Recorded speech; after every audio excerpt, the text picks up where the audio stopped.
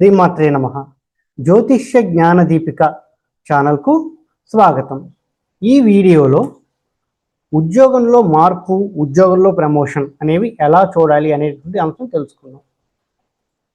వ్యయాధిపతి దశ లేదా వ్యయాధిపతి యొక్క అంతర్దశ లేదా వ్యయభావంలో ఉండే గ్రహ యొక్క దశ లేక వ్యయభావంలో ఉండే గ్రహం యొక్క అంతర్దశ ఈ సమయంలో ఉద్యోగంలో మార్పు లేదా స్థల మార్పు లేదా విదేశీ అవకాశాలు కలగడం, డిపార్ట్మెంట్స్ మారడము ఇలాంటివి ఎక్కువగా కనిపిస్తూ ఉంటాయి.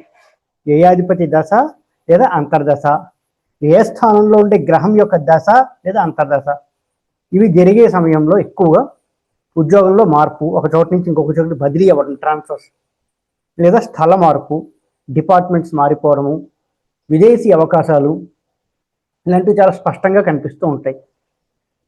ఇంకొకటి ఏంటంటే నవమాధిపతి దశ లేదా అంతర్దశ, నవమ స్థానంలో ఉండేటువంటి గ్రహం యొక్క దశ లేదా అంతర్దశ ఇవి ప్రత్యేకించి ప్రమోషన్స్ని సూచిస్తూ ఉంటాయి.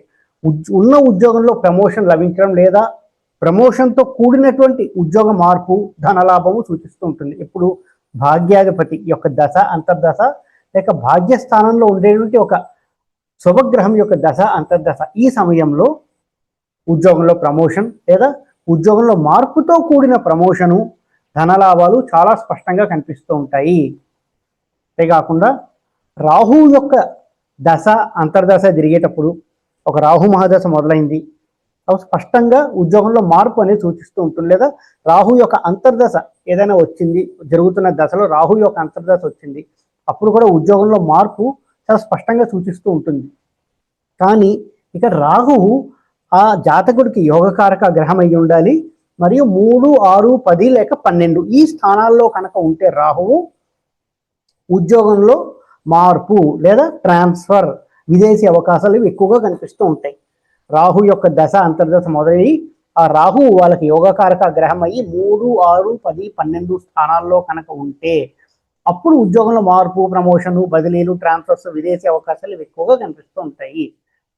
ఇంకొక నియమం ఏంటంటే తృతీయాధిపతి దశ లేక అంతర్దశ లేక తృతీయ స్థానంలో ఉండేటువంటి గ్రహం యొక్క దశ అంతర్దశ ఈ సమయంలో కూడా చిన్నపాటి మార్పు కనిపిస్తుంది.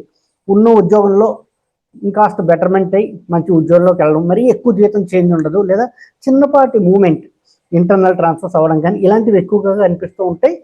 తృతీయాధిపతి దశ లేదా అంతర్దశ, తృతీయంలో ఉండే గ్రహం యొక్క దశ అంతర్దశ వచ్చినప్పుడు ఇలాంటి చిన్నపాటు మార్పు అనేది కనిపిస్తుంది ఉద్యోగంలో.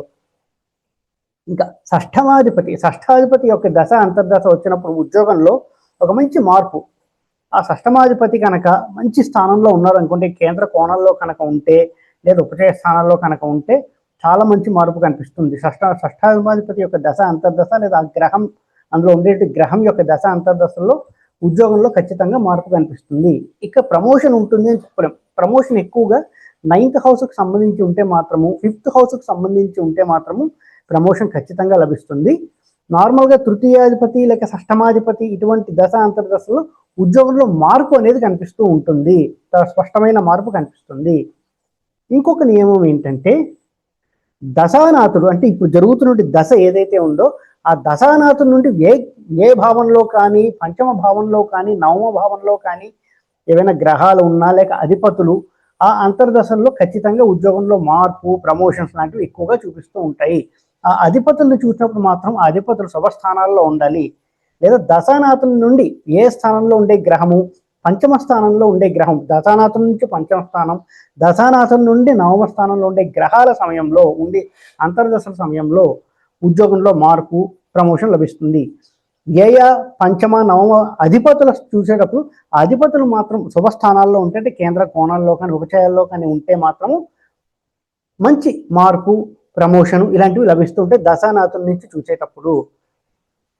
అంతేకాకుండా ద్వితీయాధిపతి లేక ద్వితీయంలో ఉండే గ్రహాల యొక్క దశ అంతర్దశ లేక లాభాధిపతి లేక లాభస్థానంలో ఉండే గ్రహ అంతర్దశ జరిగేటప్పుడు మాత్రం ఉద్యోగంలో ధనలాభం లభిస్తుంది. అంటే మంచి ఇంక్రిమెంట్ రావడం లేదా ఉద్యోగంలో మార్పు వచ్చి ఇంకా బెటర్ శాలరీ రావడం లాంటివి జరుగుతూ ఉంటుంది. ఎప్పుడు ద్వితీయాధిపతి లేదా ద్వితీయంలో ఉండే గ్రహాల దశ అంతర్దశలు, లాభాధిపతి లేక లాభంలో ఉండే గ్రహ అంతర్దశల్లో చాలా మంచి ఇంక్రిమెంట్ అనేది లభిస్తుంది ఉద్యోగంలో. ఇక గోచార రీత్యా చూస్తే ముఖ్యంగా గోచార రీత్యా చూస్తే గురుడు కనుక 3, 5, 7, 9, 10, 11 స్థానాల్లో కనుక సంచరిస్తూ ఉండి అప్పుడు గురుడికి సువర్ణమూర్తిత్వము రజితమూర్తిత్వము లభిస్తే 3, 5, 7, 9, 10, 11 స్థానాల్లో గురుడు సంచారం జరగాలి.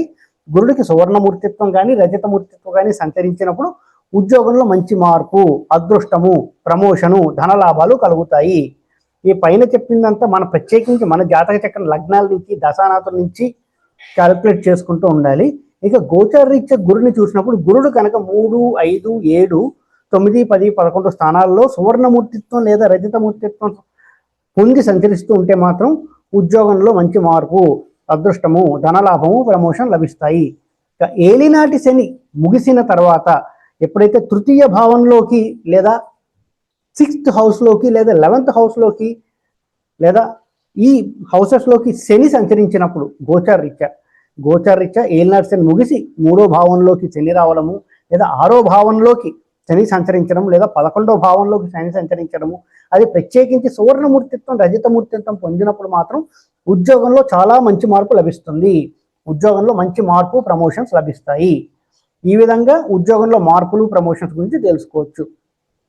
ఈ వీడియో కనుక మీకు నచ్చినట్టయితే లైక్ చేయండి, మీ ఫ్రెండ్స్ అందరితో షేర్ చేయండి. మరిన్ని వీడియో నోటిఫికేషన్స్ కోసం మా ఛానల్ సబ్స్క్రైబ్ చేసుకోండి. ఎవరైతే నా దగ్గర ఆస్ట్రాలజీ కోసం కన్సల్ట్ అవ్వాలి అని అనుకుంటున్నారో స్క్రీన్పై కనిపిస్తున్న నెంబర్కి వాట్సాప్ ద్వారా నన్ను కాంటాక్ట్ చేస్తే ఆన్లైన్లోనే ఆస్ట్రాలజీ కన్సల్టేషన్స్ తీసుకోవడం జరుగుతుంది. ఓం నమో నారాయణ.